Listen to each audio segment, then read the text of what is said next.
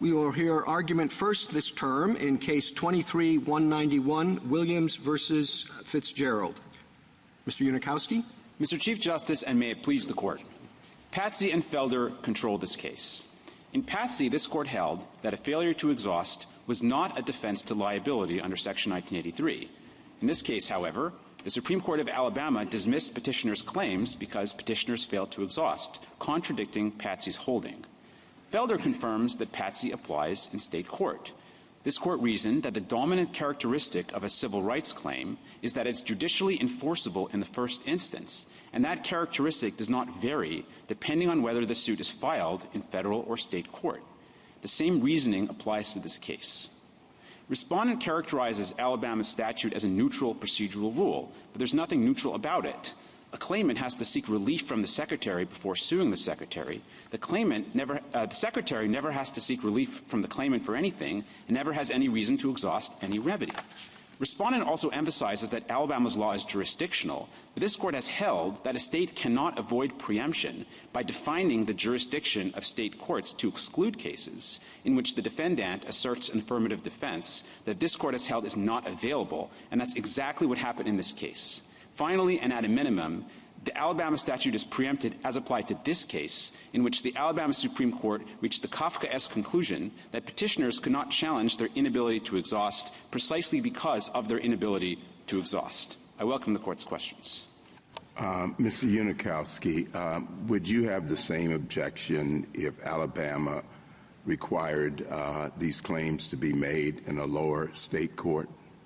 No, Your Honor. I think the state is allowed to direct these claims to a court as long as there's no exhaustion requirement.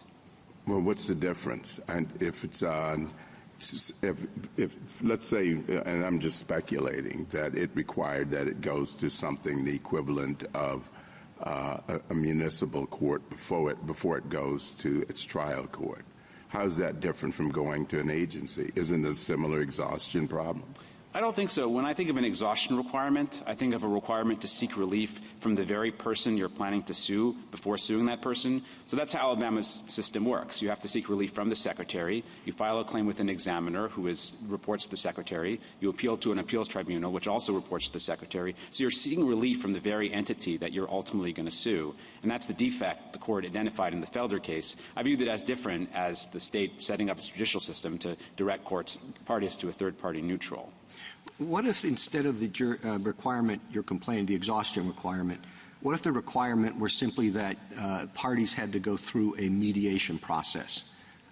I think several jurisdictions have that. I mean, it may not last long, but before you can proceed with your suit, you have to sit down and there's a mediator that tries to see if you can work it out. So I think that sounds a little bit like the rule in Felder. So I probably would say that's preempted, but I think that would boil down to whether it's really an exhaustion requirement. The rule I extract from Patsy is that exhaustion requirements are preempted. You know, I think there's some borderline cases about whether something really qualifies as an exhaustion requirement.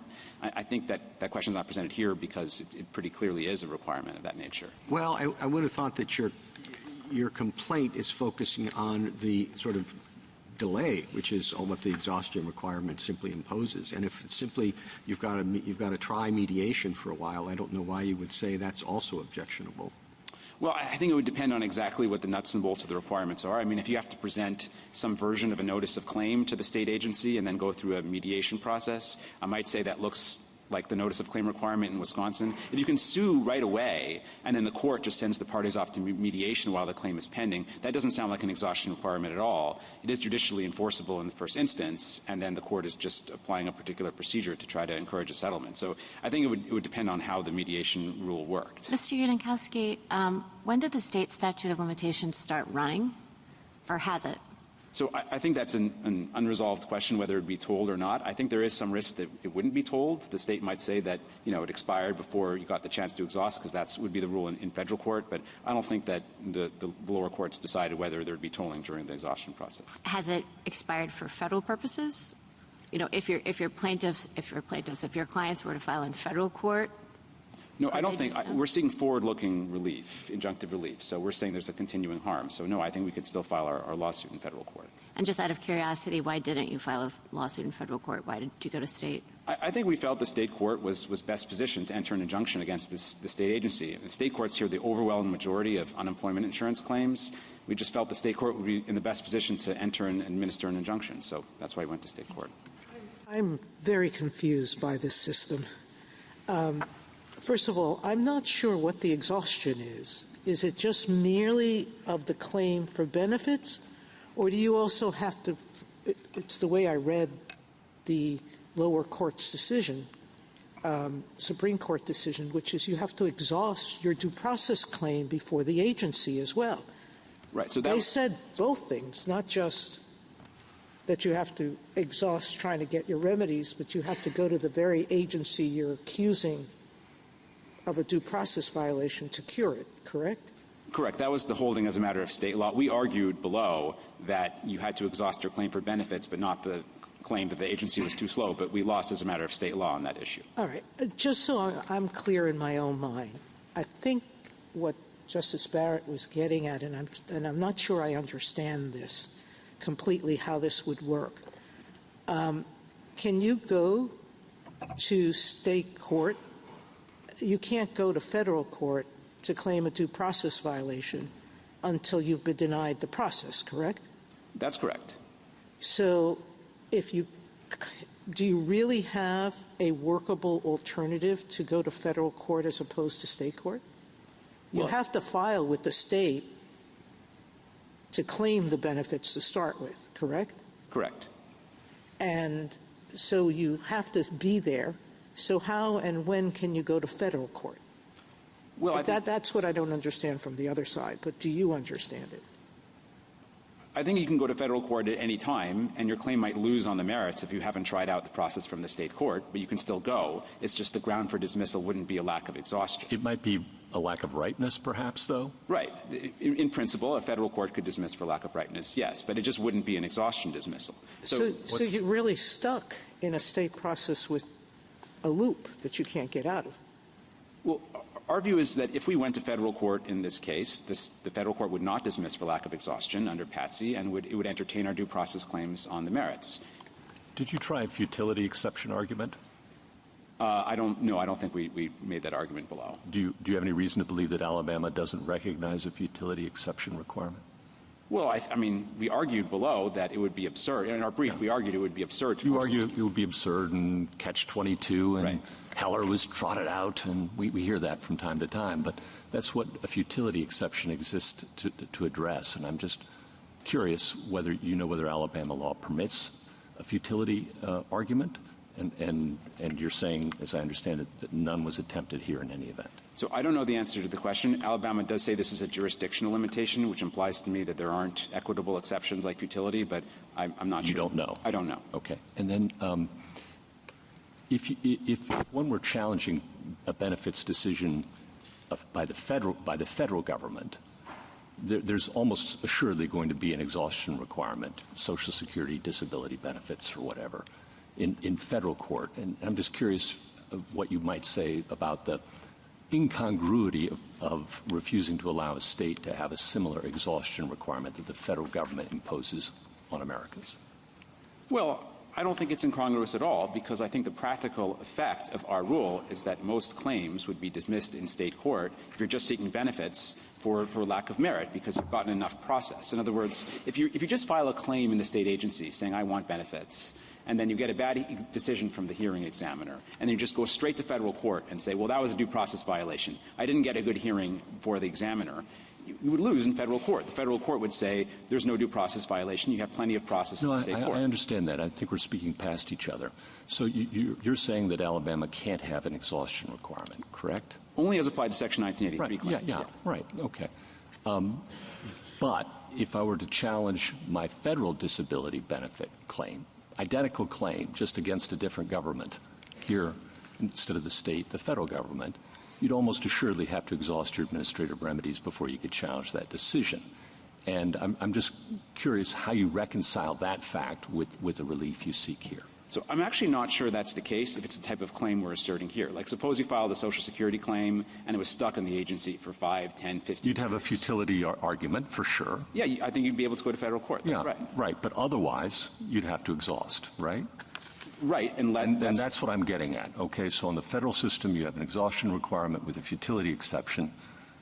Assuming Alabama recognizes a futility exception, and I'll have that question for counsel. I've done a little research on it. Seems to have one. Why shouldn't a state be allowed to have the exact parallel situation that you'd have on the federal system? I guess I think that argument is incompatible with the Felder case. I mean, Okay. look at all the reasoning of the Felder case. I think it would rebut that suggestion. I mean, the court held that the state is not permitted to put that type of barrier in front of the vindication. What does Felder, because that is the linchpin of your argument, is that we've already decided this. So what kind of state procedural rules or rules does Felder still leave? How would you define the scope of that? So Felder left two categories of rules that the state could apply in its own courts. One are neutral procedural rules. So it gave the example of rules governing substitution of parties and service of process, rules that don't just apply to plaintiffs who sue governmental defendants. And then the second category was certain jurisdictional rules, and Hayward elaborated on this. The court said that jurisdictional rules that reflect concerns over competence over the subject matter and the power over the person, that jurisdictional rules are designed to protect. So, examples of such rules would be like in the Herb case, a jurisdictional rule that a city court can only hear cases arising from its territorial limits. The court upheld such a rule. Or a case saying that the state won't exercise jurisdiction over out-of-state defendants if it's an out-of-state plaintiff. The court upheld such a rule in the Douglas case from 1929. So those are the types of jurisdictional rules that would... And do you view Felder as a preemption decision then? Yes, I view Felder as a preemption decision. And on what basis was the preemption?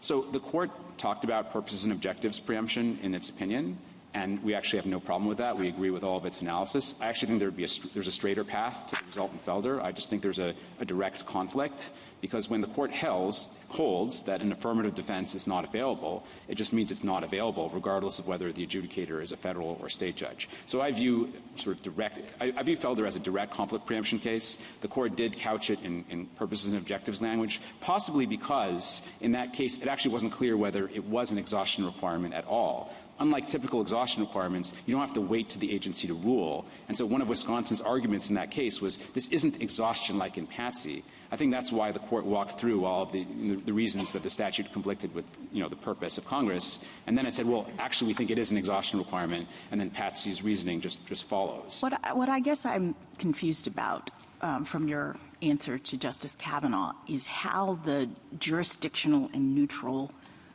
requirements relate to the analysis in Felder. I mean, Felder's rule about whether or not it was preempted didn't seem to have anything to do with whether the rule was jurisdictional or neutral. So why do you suggest that that's somehow a way to get out of Felder's analysis about preemption? Well, I think so. Felder specifically said the rule in that case wasn't neutral. So the court has this whole discussion about how it only applies to plaintiffs who sue the government, and so that's not neutral as the court. Yeah, but that's not what, I'm looking at the analysis in Felder, and it, as you said subsequently, it's a direct preemption case. It says that the notice of claim statute undermines the uniquely federal remedy that is Section 1983 in several interrelated ways. And then it talks about 3 ways, one of which is that it conditions the right of recovery that Congress has authorized. The second is that it discriminates against the federal right. And the third is that it looks like an exhaustion requirement. All right? But really, the reason it's preempted is because it undermines the federal right. And it seems to me that Alabama's law is doing all of those 3 interrelated things. So I don't understand why we care whether or not it's jurisdictional or whether or not it's neutral in any given sense. It's doing what Felder says you can't do because it undermines the federal right. So I agree the court doesn't have to care about any of that stuff. In fact, there is language in Felder that says that even if a rule is neutral and procedural, it's still, if it undermines a federal right, it's still preempted, and we'd be perfectly fine if the court went in that direction. I don't think it's neutral and procedural, but I'm sorry, Your Honor. But do you contest the principle that state courts are generally completely free to define the jurisdiction of their courts? No, I don't contest that general principle. But there are some exceptions, right? Yes. So why isn't that body of case law the appropriate body of case law to apply here, since the Alabama Supreme Court tells us that this rule is jurisdictional? We presumably have to accept that. This is a matter of state court jurisdiction. So why don't we look to the body of case law that explains when this general rule that the state courts can define the jurisdiction of their own courts gives way? I know you want to talk about Patsy and Felder, but why is that neither of those involves jurisdiction? That's right. So this court has upheld some jurisdictional rules and struck down others, and we're happy to talk about those cases. So in Howlett and most recently in Haywood, this court held that jurisdictional rules were preempted. And in both those cases, the rule of decision was that the state courts in general hear 1983 claims, and the state courts sometimes hear claims against these particular defendants. And so the state cannot avoid preemption just by defining the jurisdiction of the state courts to exclude cases where this defense is asserted. And in fact, in the Howlett case, there's actually this language that says that Felder would not have come out the other way if Wisconsin had said that state courts lack jurisdiction over claims in which the notice of claim requirement wasn't satisfied. Well, in Haywood, the court concluded that the New York rule evinced hostility toward 1983. Can that be said here when the Alabama courts will entertain the 1983 claim? It's just a question of when they will do it. Well, I think that maybe hostility is too strong a word, but I think the state has a policy disagreement with Congress over the merit of hearing unexhausted claims. Respondent's brief emphasizes that Alabama made the policy judgment that exhaustion is a good idea, it really helps the claimant, and that's a policy judgment that is inconsistent with the policy judgment that Congress made when it enacted Section 1983 without an exhaustion requirement. You have a broad argument, Mr. Unikowski, that if it's an exhaustion requirement, it can't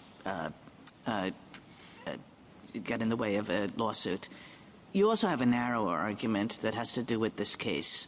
But what would be, if you had to define a narrower class of cases that are preempted, so that if we wanted to avoid the question of whether all whether all exhaustion requirements were preempted, what would that narrower class of cases look like, and what justifies the parameters? So I think the court could say that it's not going to rule on whether all exhaustion requirements are preempted, but it's going to say that this particular statute is preempted as applied to all 1983 claims, and that holding would avoid looking at the facts of this particular case. And I think the court could reach that conclusion by comparing the time limits here to the time limits in Felder. So in Felder, the court held that the statute undermined Section 1983 because the claimant only had 120 days to bring the suit, and therefore the practical effect of the notice of claim statute was to immunize the state against many types of 1983 claims. And so I think, this case, the time limits are actually much shorter. It's 7 days from receipt or 15 days from mailing of a decision to file an internal appeal to the appeals tribunal. It's also 15 days to go to the Board of Appeals. One of the petitioners in this case alleges that he couldn't appeal because that entire period came and went when he was in the hospital on a ventilator because of COVID. So I think that the court can hold that this particular statute has the same type of adverse effects on claimants as... So it would be a line about the degree of burden that's attached to the 1983 right? That's right. That could go in that direction because that was part of Felder's reasoning, and so I think the court could incorporate that. I mean, it was part of Felder's reasoning. Felder has some language that suggests a very broad rule applying to all exhaustion requirements, but then it also goes into the time limits. It has a lot to do with how much burden there is on the 1983 right, and it also discusses the purposes of the statute and whether those purposes suggest a conflict with the policy of 1983. And the relationship between or among all of those things is not particularly clear from the language of the opinion. Sort of suggests that they don't really believe that there's an absolute bar when it comes to exhaustion requirements. Do you agree with that? Do you have any, views about the relationship among those three aspects of the court's reasoning? Yeah, I'm not sure I agree with that, because I think the reason there were so many different arguments in Felder was that it wasn't really clear that was an exhaustion requirement in the typical way of you file your claim to the agency, you wait for a couple of years, you're trapped in purgatory, and then you leave the agency, right? Because it was just a notice of claim requirement. You just submit your claim, and if you wait a particular period and they haven't answered, you get to sue. And in fact, in the part of the opinion talking about exhaustion and Patsy, the court says, well, the state says it's de minimis, implying that, maybe some exhaustion requirements fall under Patsy, but this just isn't one. And the court says, no, this really looks like an exhaustion requirement. But because of that dispute, I think the court felt the need to go through all of the other doctrinal machinery. I think this exhaustion requirement is exactly like the ones in Patsy. It's an absolutely classic exhaustion requirement. You go to the agency, you have to wait for it to rule. As this case illustrates, you might have to wait for several years before getting a chance to go to court. And so I think Patsy's reasoning that this is just not an affirmative defense to a Section 1983 claim carries over to this case. Mr. Unikowski, how, we've said in our own context about jurisdiction, it's a term of many, many meetings, too many. How are we supposed to, let's say I agree with you that the definition of jurisdiction has to be a federal one. How are we supposed to decide? Because a different test does apply, right? If this is a jurisdictional requirement than if it's just a straight up, more Felder-like scheme. So what is the test? How do we decide if a state rule is really jurisdictional or not? So the words of this Court's cases, which I'm sure Your Honor knows very well, was that it's really jurisdictional if it reflects concerns over the power over the person or competence over the subject matter that jurisdictional rules are designed to protect. I certainly understand that that formulation will not resolve any or even many cases, but I think that just looking at how the courts in Howlett and Haywood reached their conclusions, so in both cases the court held that, number one, the state courts have general jurisdiction over 1983 claims. Number two, the state courts in general had authority over these defendants as long as certain other, conditions were satisfied. So, for example, in Haywood, the court emphasizes that you can get injunctive relief against these defendants. And so the court said, well, if there's power over 1983 claims in general, power over these defendants in general, the rule is not a bona fide jurisdictional rule. I think that's the reasoning in those cases. And again, carried over to this case, I think you'd have the same reasoning. Alabama courts generally have jurisdiction over Section 1983 claims. There's jurisdiction over this defendant as long as the claim is exhausted. There's jurisdiction over unexhausted claims when there is no exhaustion requirement in the particular scheme. All that's happening here is that the state is cutting out from jurisdiction claims in which the defendant has this particular affirmative defense, even though this court has held that that's not a defense under Section 1983.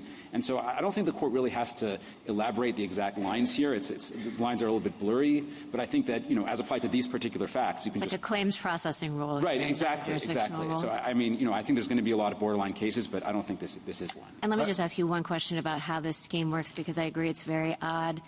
Is there some mechanism when you're before this intermediate tribunal where you actually fill out a piece of paper and say, I'm asserting a due process claim in addition to my claim for benefits? How would one even exhaust the due process portion of this? So I've been wondering that too.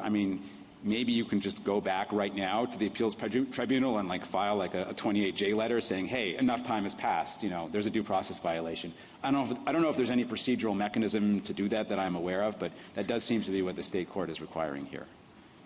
I came into this case thinking that perhaps there wasn't a great deal at stake, since a plaintiff like your plaintiffs could always file in federal court and avoid the exhaustion requirement by doing that. But what you just said in response to Justice Barrett makes me think that this could be much more important, because if we are going to read into the general rule that state courts can define their jurisdiction, what we have done in determining whether federal statutes are jurisdictional, which is pretty much to say, boy, it's really hard for us to conclude that anything is jurisdictional, then you are really asking for a significant weakening of this general rule, which has been a landmark rule for hundreds of years.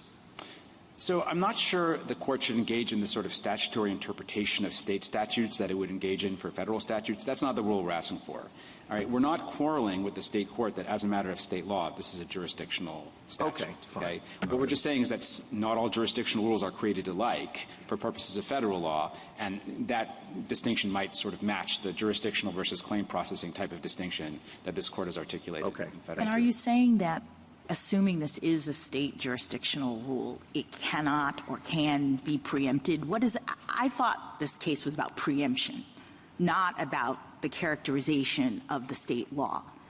So, if we agree and assume that the state law is jurisdictional, what implication for whether or not it can be preempted by federal law? In this case, I think there's no implications. It's preempted regardless of whether it's jurisdictional. Why? Because this court has held, as far back as like the Mondu case in 1912, that a state court cannot decline jurisdiction over a federal claim because of a disagreement with a federal policy allowing the claim to proceed. And I think that's what's happening in this case. Alabama has the view that exhaustion is a good idea, and it has imposed that by statute. But Congress has decided that that's not the case, that you should be able to bring 1983 claims without having to exhaust. And so the rule... So it's a supremacy clause issue in terms of whether or not that has to be the outcome.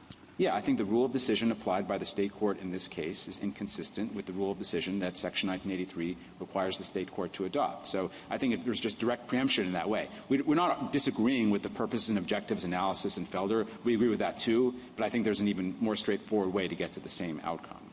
Put aside Felder, what is the problem with just going to federal court? Well, we could have gone to federal court, but there's a lot of cases from this court. I won't mention Felder, but there's a lot of other cases. What is the real-world problem with just going to federal court? Or maybe there aren't any, and you're just saying precedent says we can go to state court. But do you have any real-world problems with just going to federal court? I think there's a lot of reasons that you would want to go to state court. So first of all, the Pennhurst Doctrine sometimes prohibits plaintiffs from bringing state law claims in federal court. Federal courts also often have abstention doctrines that prohibit bringing the claim in federal court. There's a brief from 2 religious freedom organizations that talks about the abstention doctrines in some detail.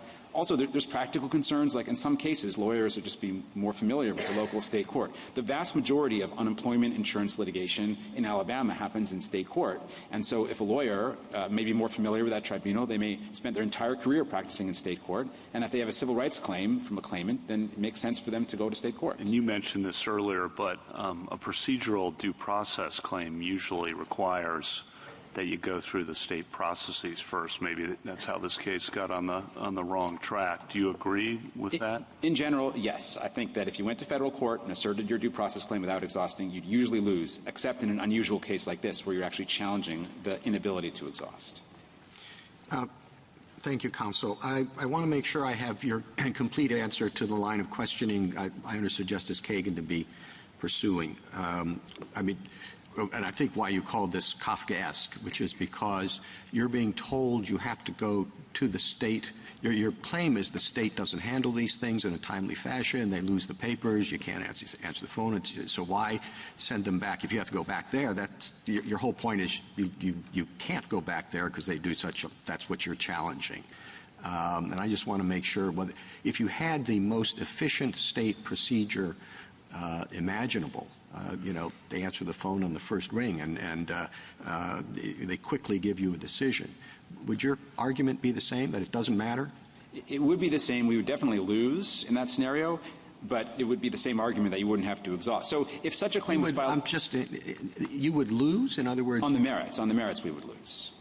You would not, then the ruling would be you do have to go to the state before pursuing your 1983 action? The state agency? So we don't think there should ever be an exhaustion requirement. If you filed a suit in federal court and said, even though they answered on the first ring, they should have been even faster, there wouldn't be an exhaustion problem. The federal court would just say there's no due process violation. It's a great state agency. It's very effective. And we just want the state court to apply the same rule of decision. Right? You don't have to exhaust, but your claim loses because you're getting plenty of process. Okay, well then what was Kafkaesque about the process? I understood you to say that was the problem, that it imposed a burden on the exercise of your federal right. What was Kafkaesque is the ruling that we couldn't challenge our inability to exhaust precisely because we haven't exhausted. That was the problem. The problem was we can't exhaust effectively, and the state court held that because you didn't exhaust, you can't challenge that. What if you can exhaust effectively? Well, then you wouldn't have a claim. I mean, the problem is, as applied to this fact pattern, I think it doesn't make sense to apply an exhaustion requirement, and that's why we think that as applied, effectively, what this statute is doing is granting the state immunity in the state courts. And my last question, you say as applied to this fact pattern. Yes. So tell me what the particulars of this fact pattern are that may not be the case in other situations. The particulars of this fact pattern is when the petitioners are challenging their failure to exhaust, and they're told they can't challenge their failure to exhaust until they have in fact exhausted. The problem with that is that as a practical matter, you're immunizing the state in the state court from the 1983 claim because you can't exhaust. So you're incapable of challenging your inability to exhaust because the state is saying you have to exhaust until you can bring the challenge. So there's no way to challenge in state court at all. And so it's a de facto immunity akin to the immunities that were in the Haywood and the Howlett case. So that's our narrowest argument on this. Thank you, Counsel. Justice Thomas? Justice Alito? Could you have sought mandamus in state court to get a ruling in these cases, an administrative ruling in these cases? So there's a dictum that is cited by a respondent from a 1997 intermediate appellate court case that says that in principle mandamus could be available if an agency intentionally sits on a claim and drags its feet, but no mandamus claim was asserted there. I think mandamus wouldn't be very effective in this case for a few reasons. So first of all, of course, you have to show a clear and indisputable right to the writ, which is a higher standard than in an ordinary civil case. Also, the only thing the state court could do is tell the state agency to rule. Couldn't enter the other remedies that we're seeking in this case. Mandamus is also a discretionary remedy. And so I just don't think it's an effective substitute for the 1983 claims we're asserting today. What if a state has a regime under which the person seeking the benefits first has to file the claim, and then there are two levels of appellate review, administrative review, and after, I assume that you would admit that if the case were filed in federal court, the person would have to seek the benefits in the first instance, right? Yes, they wouldn't have to. It wouldn't be an exhaustion problem under Patsy. No. They'd have to seek the benefits because there's no violation if you haven't tried the benefits. All right, and then the person says, "Oh, this process is too long. I want a quick decision. They've denied my claim." Then what? So it's a violation of my due process rights because this is more elaborate than it needs to be. So if your claim was denied, you can go to federal court and you can file your claim and you can say there was a due process violation, and the court would adjudicate that. If you jumped the gun and didn't wait for all the process to wrap up, then probably the federal court would say that there's no due process problem. The state's giving you plenty of process. And we'd want the state court to reach the same ruling. And if that's not the case, if you were collaterally attacking the state court administrative process and you finished it and there is still due process violation, then maybe you'd win in federal court. And if you'd win in federal court, you should win in state court too. We're just asking to align the rules. Thank you. Mr. Sotomayor? Counsel, you say this is not a neutral rule because in every other case where there's a due process violation of an agency's process in some way, people can go directly to state court, correct? That's one reason it's not neutral, and another reason is Felder's reason, which is that it only applies to plaintiffs who sue the government. Plaintiffs who sue the government for this particular type of benefit. Right. So it is sui generis to just one class of plaintiffs on one potential constitutional violation. That's right. It does apply to state law claims. I acknowledge that, but it's not neutral in the sense that it doesn't apply in private tort litigation. It doesn't apply to other lawsuits against the government. I guess I'm having trouble with the jurisdictional argument that my colleagues are concerned about. This is not jurisdictional in the sense of we're telling state courts that they can't hear a claim, correct? I agree with that, Your Honor. All right. We're not saying this is a federal claim, so it has to go to federal court. We're saying, no, you state courts have the power to hear 1983 constitutional claims that your legislature permits you to do. So it's not as if they're filed a neutral rule that says you can't hear 1983 claims, correct? I agree, Your Honor. And so all we're saying is you state courts should decide in the first instance whether there is a due process violation, correct? That's correct. We're not saying in this court that we necessarily deserve to win. We just want a chance to be heard. Thank you. Justice Kagan? In the colloquy that you had with the Chief Justice, you started with the broad form of your argument and ended up with a narrower form, a much narrower form. In the delta between the two, it seems to me you're going to lose on the merits anyway. In other words, if somebody goes in and says, I got $100, I really deserve $200, they didn't listen to a certain category of evidence, that's a due process violation. You know, you've not made the argument, they're just going to throw you out, whether it's you call it on the merits or because your claim isn't ripe. So why should we go to the broad form of the argument when nobody's going to win in that category of cases anyhow?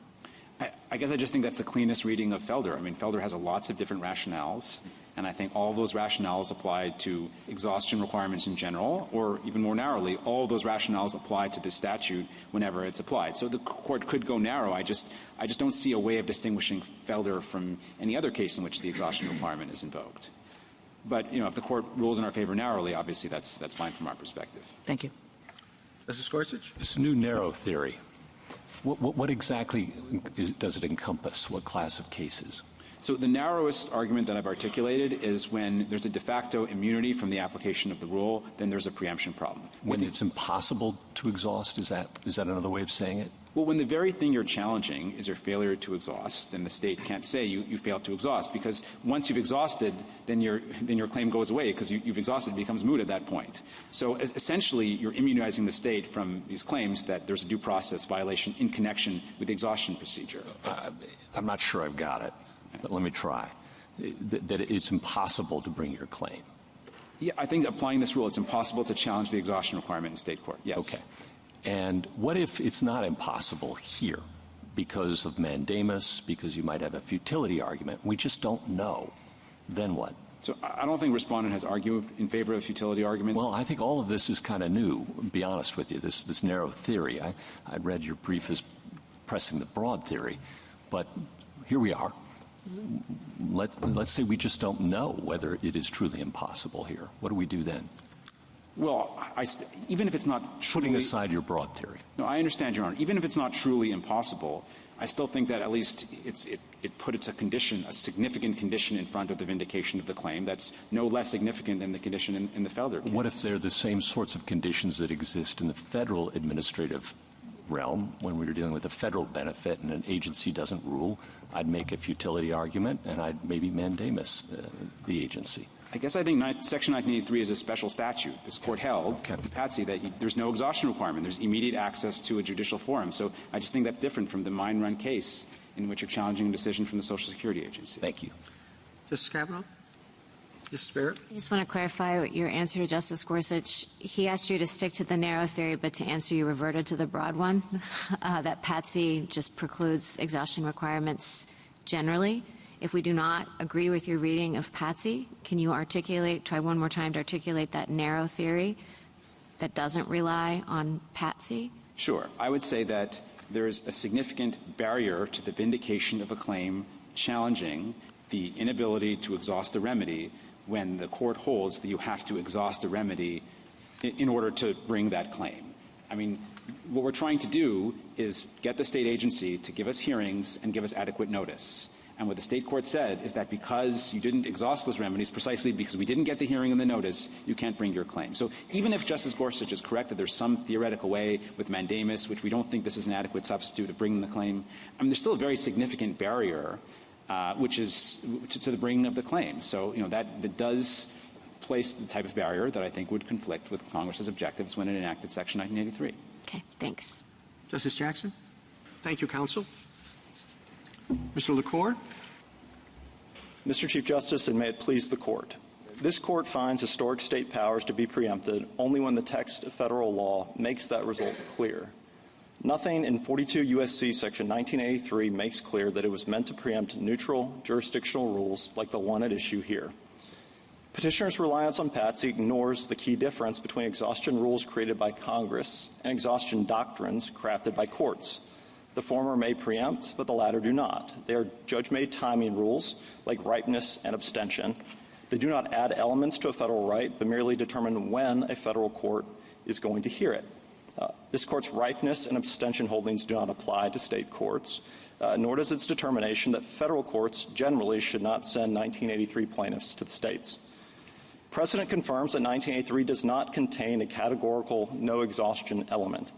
In Johnson v. Fenkel, the court did not require immediate appellate review of a 1983 defense.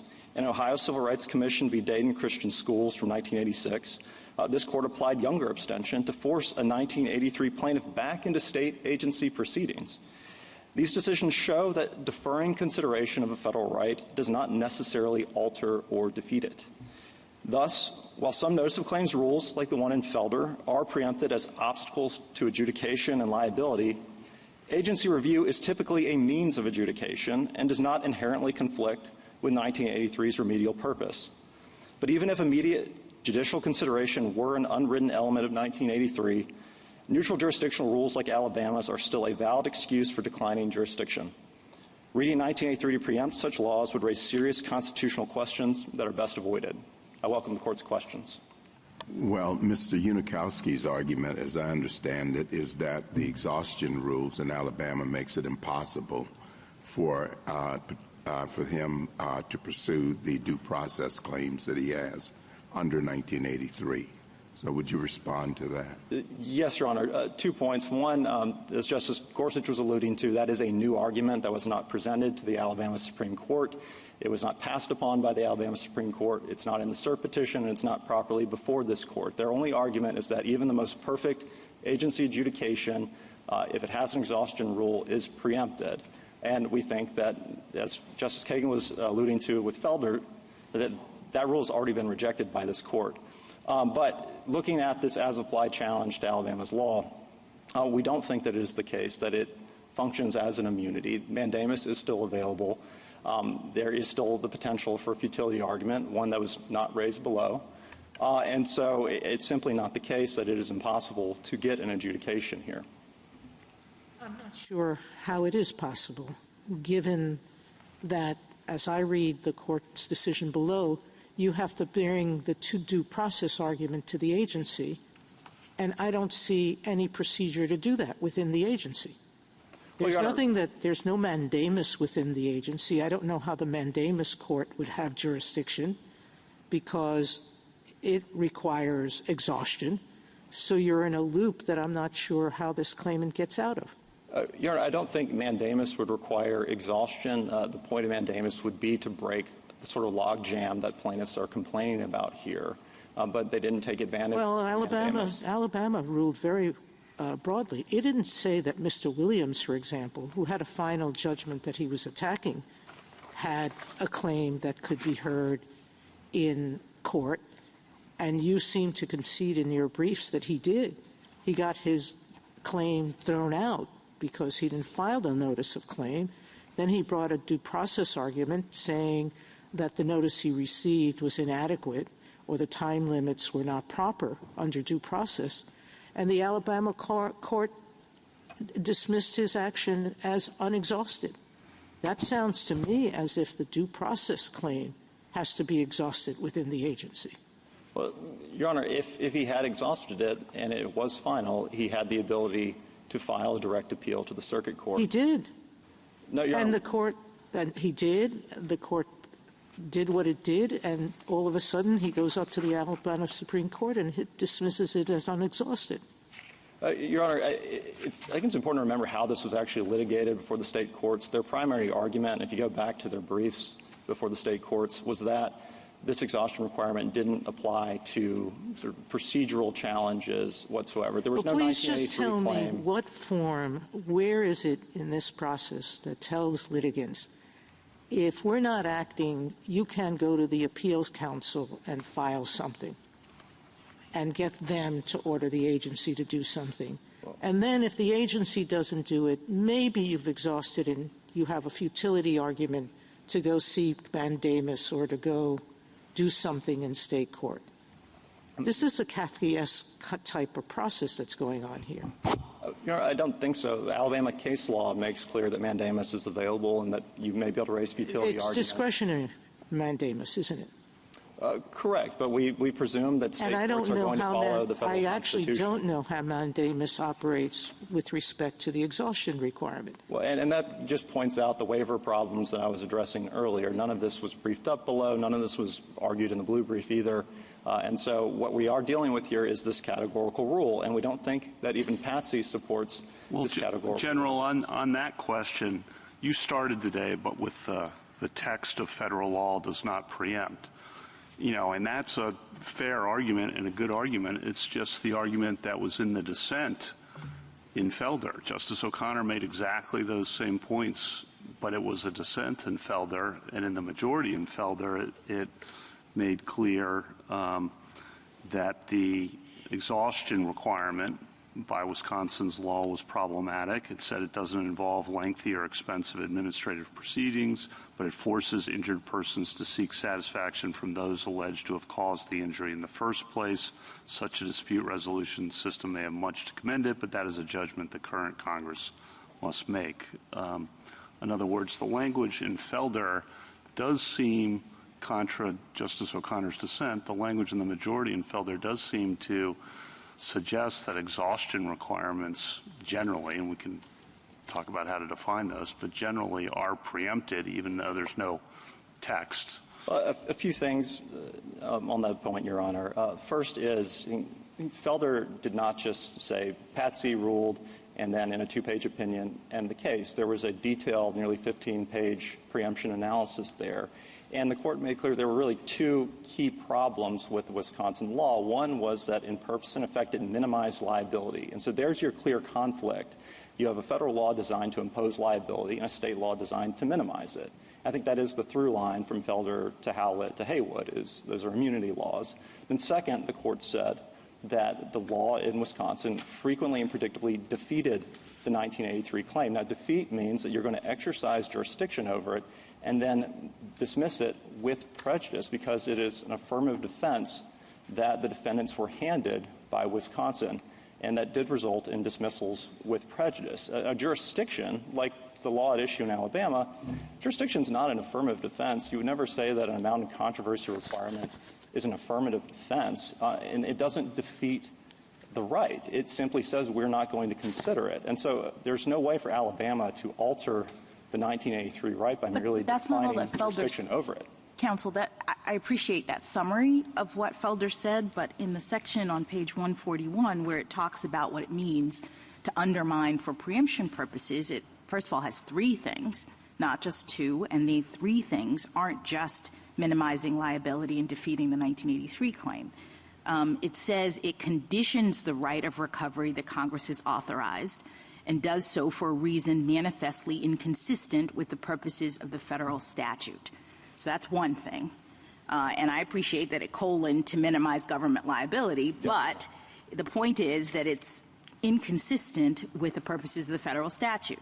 Second, the notice provision discriminates against the federal right, and it talks about the differences in the time limits in a way that discriminates. And then finally, it operates in part as an exhaustion requirement. Now, I appreciate that your counsel on the other side is just homing in on the exhaustion requirement, but Felder seems to take it even beyond that. So can you explain why Alabama's law is not doing the three things that mattered in Felder to the preemption analysis? Yes. So agency adjudication is not a means of minimizing liability. It is a means of adjudicating whether or not claimants are entitled to money. I think that's far different from the notice of claims requirement in Felder, which had no benefit whatsoever to plaintiffs. Unlike here, the exhaustion requirement in Alabama law can be beneficial to plaintiffs because it keeps their well-heeled employers or the secretary from taking them to court Right, but can you immediately. talk about the purposes of the federal statute, right? Yes, because I understood preemption to be about inconsistency with the reasons or the goals the federal statute was there. So isn't a requirement like Alabama's, which prohibits the ability to bring a due process claim under these circumstances, inconsistent with Section 1983, which is supposed to be giving people the ability to make these kinds of claims? Your Honor, we're not prohibiting anyone from bringing them. You get to raise those very claims in front of the agency first, and I think that's a key difference between. But not if the agency won't process your papers. Well, and Your Honor, that's why we have mandamus. That's why the futility arguments are present as well. And then second, there's a key difference between going to an agency for an adjudication and just being forced to go park your claim for 120 days with the police officers who purportedly beat you up, the law issue in Felder. Again, that in no way can benefit plaintiffs, but the exhaustion requirement can benefit plaintiffs. And also, my friend is incorrect. The exhaustion requirement does apply to the Secretary as it applies to claimants as well. So your argument at bottom is that this is consistent with Congress's objectives in 1983, because I understood that to be the sort of umbrella consideration with respect to preemption, which is what I thought we were talking about here. Yes, I don't see any conflict with the way Alabama has structured judicial administration and with the purposes of 1983, which are to impose liability. This is not a liability minimizing scheme. It was not designed to do that. It was invented in 1935 to make unemployment benefits available to people. No one would think that. Has anybody ever recovered in 1983 making these kinds of claims in Alabama state court that you're aware of? Your Honor, I'm not aware. I've not seen one cited by my friends, and I've not found one myself. But I don't think anyone would say that the Social Security Administration is set up as an obstacle to people who are trying to get disability benefits. It is the avenue for getting that, and it's the same thing with labor. Ask about the dimensions of your argument in two different ways. I'll give you just a couple of hypotheticals. So one is, suppose we take this out of the employment context. We're not talking about a benefit of any kind. There's a person who has like a quintessential 1983 claim, which is the improper use of police force. And Alabama sets up a scheme where you have to go to the police department first, and you have to go through these 3 levels of review before you can bring that to court. Is that perfectly okay, or does that change matters? I think, Your Honor, if we're talking about case by case, then I think it's time to affirm the Alabama Supreme Court's decision because it was just this categorical argument. But second, to get to your question, you need to look to see, does this look like a rule of judicial administration or not? It may be looking a lot more like Felder and thus might be more suspect. But I don't understand. What makes it more suspect? Well, it might be who is it that's doing the adjudication? What are the sort of requirements that bind them? Yeah, I mean, it's sort of set up the same way, but it's a police board. You know, police officers are on these boards, and they make you go through three different stages, and we make you do all that for police boards of different levels before you can take the claim to court. Your Honor, again, if particularly stringent, you might run into some problems like in the Brown case from 1949. If it looks like it's designed to minimize liability, you might run into some Felder problems. Well, if. Let's just say it's the same kind of thing, but it's in the police context. It's the same time limits. It's the same everything. There's no piece of paper that says we're doing this to prevent good claims. You know, but it's in a different context, a non-benefits context, a quintessential 1983 context. The court has said in Howlett and Haywood that neutral rules of judicial administration are a valid excuse for refusing to entertain a federal claim. So if that is a valid and jurisdictional rule that's been set up, then I think that would be okay. Why wouldn't that look an awful lot like Haywood itself? A rule that evinces hostility to the 1983 claim, because there's no tradition of requiring this sort of thing when a plaintiff wants to bring a classic Fourth Amendment 1983 claim.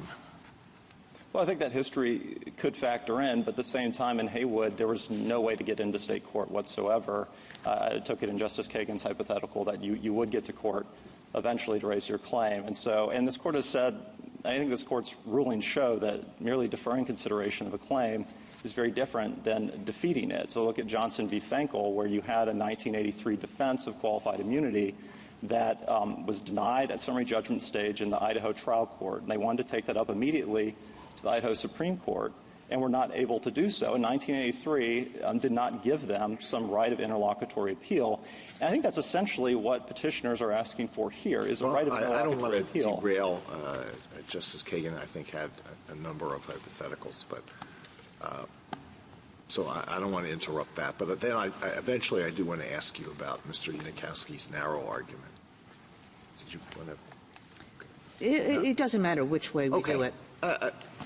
I'm not sure I can capture exactly what his narrow argument is, but suppose the narrow argument is that there's no exhaustion requirement in a 1983 case in state court where it is, as a practical matter, impossible or extraordinarily onerous to get a decision. How would the state be hurt by that? What would be wrong with that?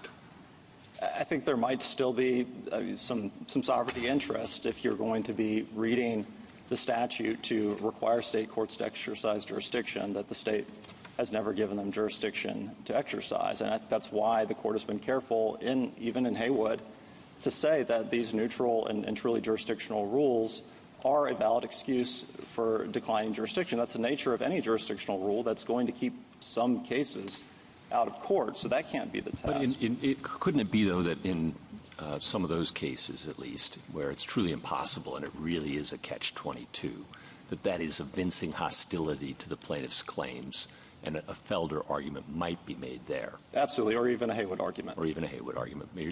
We just don't know whether that's the case here. Right. Yeah. All right.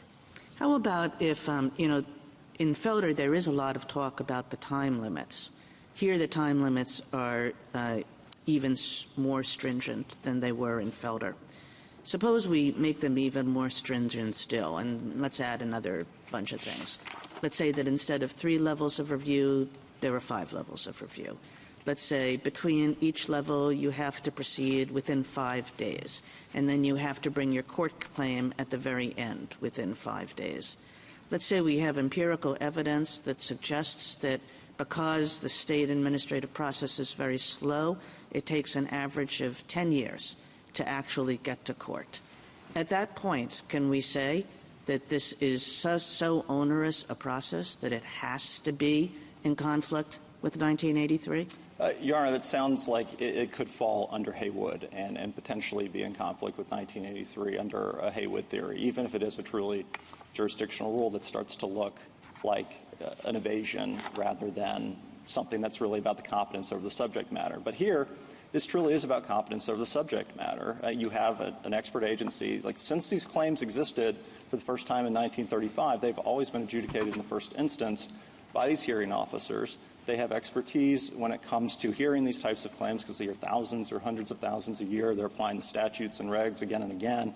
And it's the exact sort of situation that this court confronted in Elgin v. Department of Treasury, a Thunder Basin case about the Merit Systems Protection Board, where the court recognized that the MSPB has certain expertise because they hear these personnel claims again. But the expertise is in adjudicating the entitlement to unemployment, not the due process claim, right? Well, Your Honor, a similar argument was made in Elgin that the MSPB doesn't typically hear constitutional claims. And what the court recognized was, well, no, they are going to hear some similar types of claims that are going to come up again and again in this context. For example, it's not fair because I didn't get my notice in time, therefore excuse my lack of filing the appeal. And then that can be considered by the Board of Appeals, or the Appeals Tribunal, or the Circuit Court eventually. So tell me, and this is just the clarifying question I was trying to ask Mr. Unikowski, how does one assert these due process claims, say, before the intermediate tribunal? Is there a mechanism for doing that? It just seems like everything that was a description in the briefs was talking about how to pursue getting your unemployment benefit. How does one go about making this due process argument before the agency? Your Honor, my understanding is it's a fairly informal process. So I think it would be as simple as arguing that this is not fair because the notice was ineffective, for example. But again, ultimately, that issue was not thoroughly briefed because that wasn't the argument they were pressing before the state Supreme Court. You're making your position seem benign, but we have amicus briefs from a wide variety of groups, from ACLU and Public Citizen to religious liberty groups to the Chamber of Commerce, all of which say that your rule will really hinder federal civil rights claims from getting into state court. The religious liberty plaintiffs say that your position would grind religious litigants into submission before they are able to have their claims heard in court. We see the same thing from the ACLU's brief. You want to respond to that? Yeah, no, I think this court's precedents in cases like Felder and Haywood help to guard against that. Plus, if don't they guard against it by saying that exhaustion is not a requirement before you bring a 1983 suit in state court? No, Felder, again, did not deal with an agency adjudication. It dealt with a law that said park your claim here for 4 months, and then and if you don't do that, you have an affirmative defense you're going to be facing and you're going to lose, which I think is far different. But just to pause there, your answer suggests that I'm misreading Felder. Every state Supreme Court that has considered the issue, I think, before the Alabama Supreme Court has read it just the way I just said. Your Honor, I think South Dakota was on our side, and then in some of those cases you're dealing with... The vast majority of state Supreme Courts. We're definitely on the short side of the split, but we understand. And the short side of the split is because those state Supreme Courts almost uniformly have read Felder to mean you can't have exhaustion requirements. Very simple rule.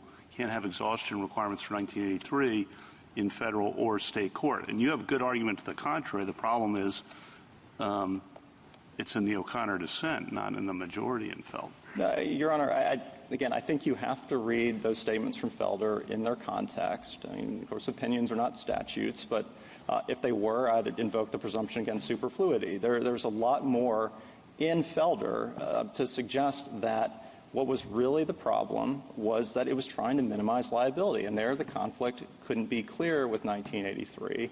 But I cannot find in the text or in Patsy this categorical no exhaustion rule, and I don't see how you square that with cases like Ohio Civil Rights Commission, which I mentioned in my opening, and I apologize it's not in the briefs, but it's a 1986 decision where this court applied younger abstention to a 1983 claim to force that claimant back into a state agency proceeding. Dayton Christian Schools had fired a teacher on religious grounds, sort of a precursor to Hosanna Tabor.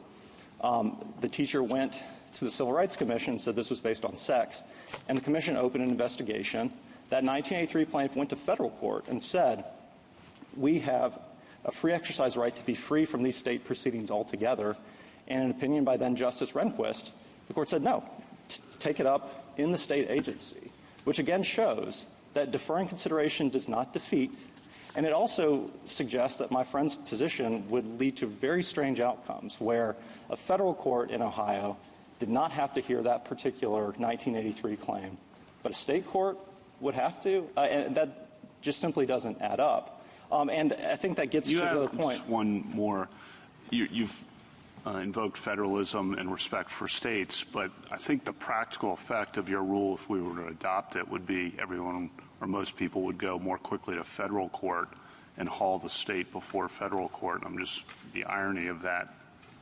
Can you comment on that? I don't think so, Your Honor. I don't think there's an incentive for states to structure their courts in a way that's necessarily going to send everything to federal court. If they do, then so be it. But at the same time, that might be an incentive. Well, these kinds of claims, if you had problems, a free exercise problem, a religion problem, or a procedural due process problem with the unemployment scheme in Alabama, you're just going to go to federal court. Right. And as Mr. Yudkowsky acknowledged, you'll lose on the merits. So I don't think that's going to be a serious problem here for Alabama.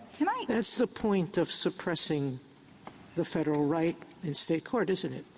If you make the hoops so difficult to go through, then they have no remedy. Here, Mr. Williams was thrown out of the state process because he didn't receive notice, because he was unconscious because of COVID. And he's had no remedy in their state court. So basically what you're really saying is, no, we're not hostile to a federal right because we know we're going to win no matter what we do. Your Honor, I think... And one last question. Tell me where in your regulations there is a process set out that claimants can go through to speed up the process. All of them have told me that they've appealed on time. They've called not all of them, but we have 21 plaintiffs here. Many of them filed their appeal notices, letter after letter, phone call after phone call, years and years that passed before they received anything, or when they received something with no explanation. So tell me where in your regulations you tell claimants what they can do before the agency if there's a due process violation. Your Honor, I don't have chapter and verse for you because, again, you can provide a letter. I don't want to hear about mandamus, or I want to hear where in the regulations these people didn't do what the regulations said they could have done. Your Honor, mandamus is not something they're required to do, but it is something that is available to them. And it's discretionary, correct? Counsel. Yes, Your Honor, but it is one way to avoid due process problems. Counsel, can I just go ahead. No, go ahead. Can I just get you to focus in quickly on Felder? And you've said many times that you see that case as the problem being about minimizing liability. But I'm quoting from the case when it says that this is, quote, essentially, the question is essentially one of preemption. Is the application of the state's law to Section 1983 actions brought in state courts consistent with the goals of the federal civil rights laws? Or does the enforcement of such a requirement instead stand as an obstacle to the accomplishment and execution of the full purposes of the objectives of Congress?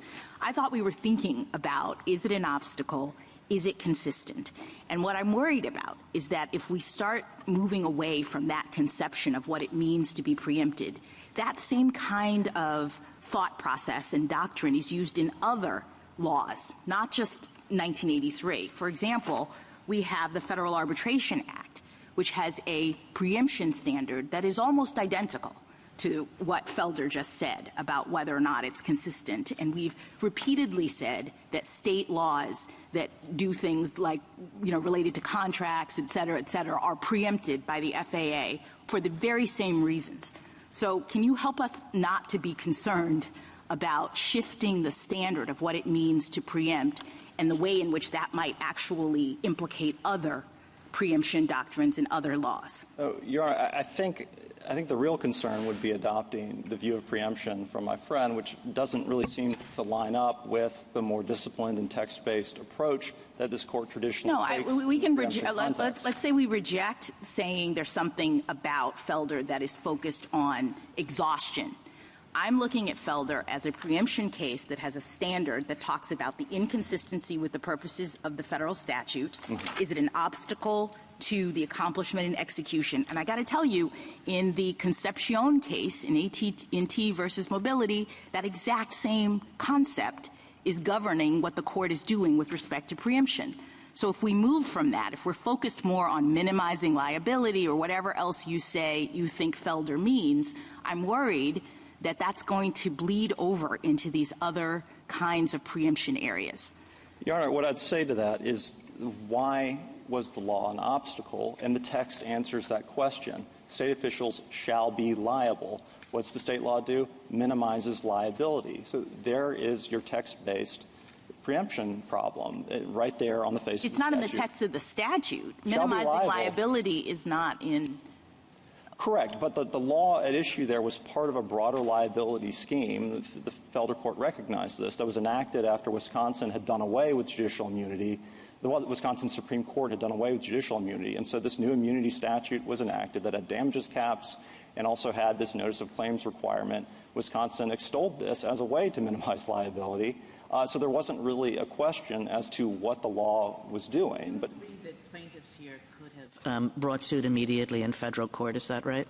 Yes, Your Honor. So, I mean, this is Felder's, it seems to me there's a lot going on in Felder, but one, its most essential holding is it quotes Patsy, and it says, Patsy said, too bad about an exhaustion requirement. You have to be able to bring suit in federal court immediately. And then, and this is on page 147, it says, should there be any different rule with respect to state courts? And it says, given the evil at which the federal civil rights legislation was aimed, there's simply no reason to suppose that Congress meant to have that kind of distinction. So, I mean, that seems just like a very clear-cut understanding of Felder, that once we say that the exhaustion requirement does not preclude suit in state courts, we understand 1980 it does not preclude suit in federal court. We understand 1983 to do the same thing with respect to state courts. Your Honor, even if I grant you that, this is still a jurisdictional rule, and you've still said in Howlett and Haywood that neutral jurisdictional rules are a valid excuse to keeping federal claims out. So even if there is some get to court immediately element of 1983, our courts do not exercise jurisdiction over that type of claim. Thank you. Thank you, counsel. Justice Thomas, any further? Leo, Justice Sotomayor? Okay. Your friend on the other side said if it went to federal court, there might be a ripeness issue and an abstention issue. What are your thoughts? I think that is, I think that's likely true. We've seen that in a lot of courts of appeals decisions. We've cited Cotton v. Jackson as I think it's a 2011 circuit decision where they lost on the merits for not taking advantage of the process and running to federal court too soon. Okay. So, and I take your point that, as I understand it, your argument is that it's hard for this to be an exhaustion requirement of administrative agency processes to be an obstacle that's improper, given that the federal government has similar administrative exhaustion requirements. But there does seem to be a tremendous record of difficulty of individuals accessing that administrative process here.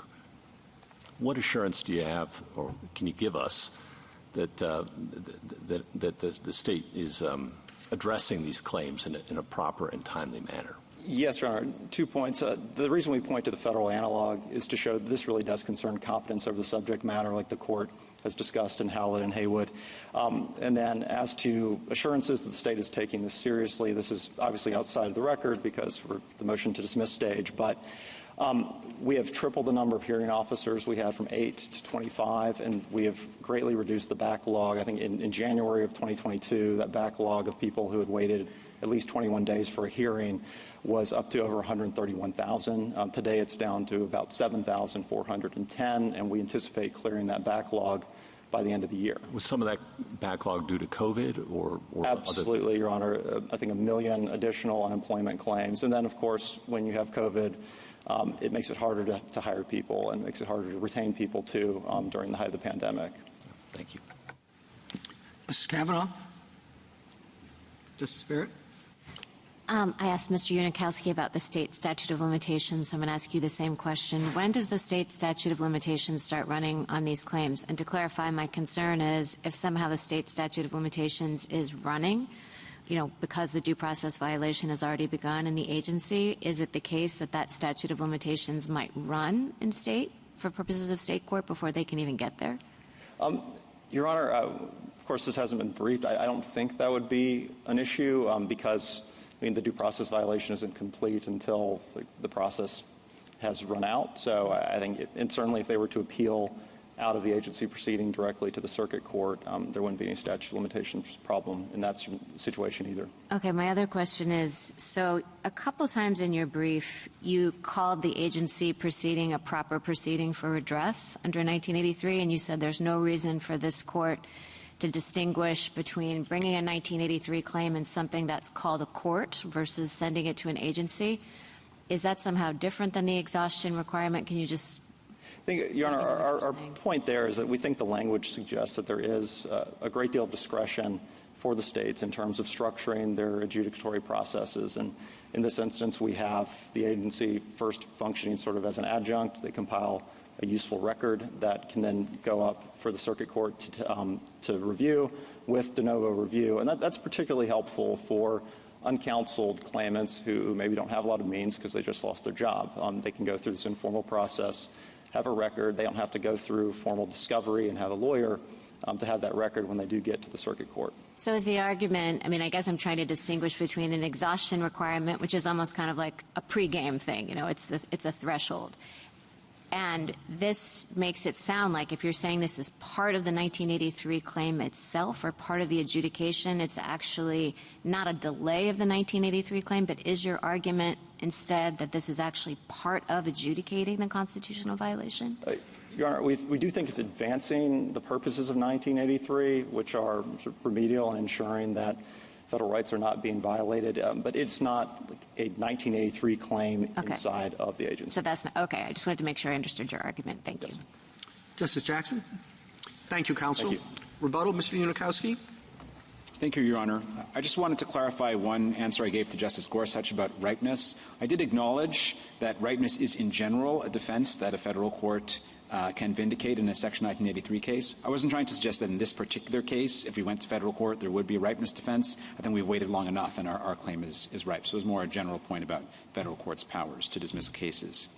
I'd like to say a couple of words about the Felder case. There's a lot of discussion this morning about whether or not exhaustion was an independent holding or whether the decision was partly based on exhaustion, partly on other considerations. Even if the latter formulation is correct, I actually think that every single consideration in Felder also applies to this case.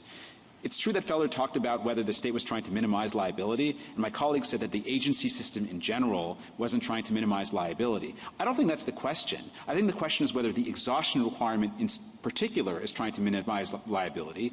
I think the answer has to be yes. The sole function of the exhaustion requirement is to cause claims to be dismissed when they're brought in circuit court. And because the time limits are so tight, claims are going to be predictably dismissed a lot more frequently than the notice of claim requirement at issue in Wisconsin.